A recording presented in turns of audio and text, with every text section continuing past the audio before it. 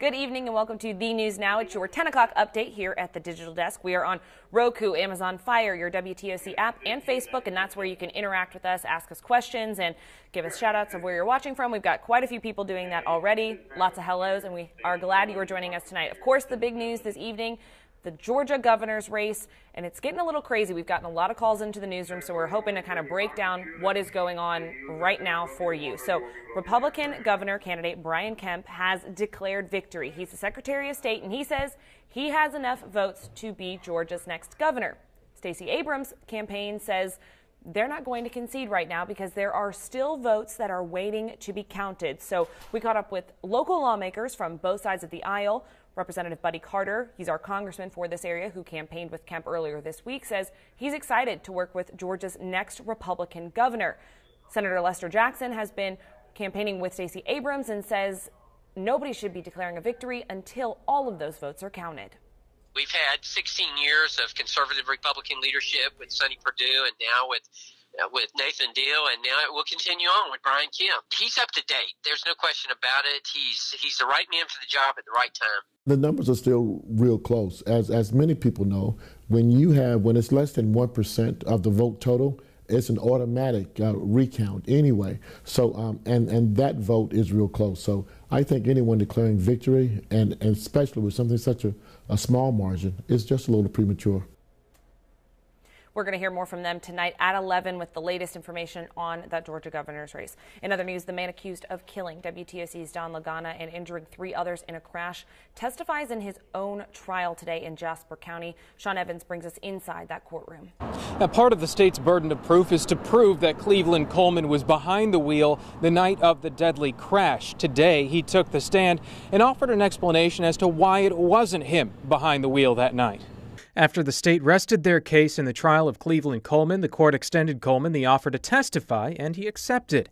In his testimony, Coleman told jurors he doesn't remember anything about the wreck, only waking up in the hospital after the fact. Before the crash, Coleman said his last memory is being at his mother's house earlier in the night with other family members. And over the course of the trial, jurors heard testimony that Coleman's brother let him borrow his pickup. Coleman maintained, though, that he wasn't the one driving when the truck crossed the center line on Highway 17 just beyond the Georgia-South Carolina line, hitting head-on a passenger car carrying 4 people. He did say he believed he was in the truck, though. There's times where my brother let me in the truck and I'll seek a driver who's licensed because I'm afraid to drive personally because of my bad driving history. Coleman admitted to driving on a suspended license in the past, and when asked by the lead prosecutor to explain how many times, Coleman said more than 5 different occasions. Coleman told jurors he didn't know who the other person in the truck would have been. Tomorrow morning, jurors will hear closing arguments and then begin deliberation. Reporting in Jasper County, Sean Evans, WTOC News. The doctors at Memorial Health are training students in a field that they are particularly ready to kind of get them ready for a future career. They hosted students from the Low Country Medical College of the Low Country for a training session on robotic surgery. So they're learning to work with this new technology. It's a formal introduction to the Da Vinci Xi robot, which is used to have minimally invasive surgery at Memorial, and it significantly decreases the pain for those surgical patients. The students are getting a hands-on opportunity to use the Da Vinci robot to study to be surgical technicians and will eventually assist in surgeries using the technology. They are in the beginnings of their training to become surgical technicians. This is a piece of equipment that has become more and more common in all the operating rooms throughout the U.S. And so this is what they'll be working with moving forward.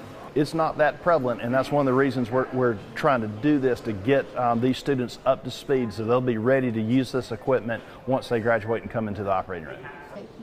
Memorial has used the Da Vinci robot for surgery for about 5 years at that hospital. Looking at some of the comments, a lot of you guys are talking about the Georgia governor's race. Obviously, is it going to be a recount? Is it going to be a runoff? We are not sure at this point. As of right now, we are still kind of up in the air. There's no official winner for that governor's race. Brian Kemp declaring victory. Stacey Abrams saying she won't concede until all of the votes are counted by Friday. They can wait until Tuesday to officially certify those votes, and we're, of course, going to be following that race for you closely, and we'll have some more for you on The News at 11, and we'll be back here tomorrow morning with digital updates.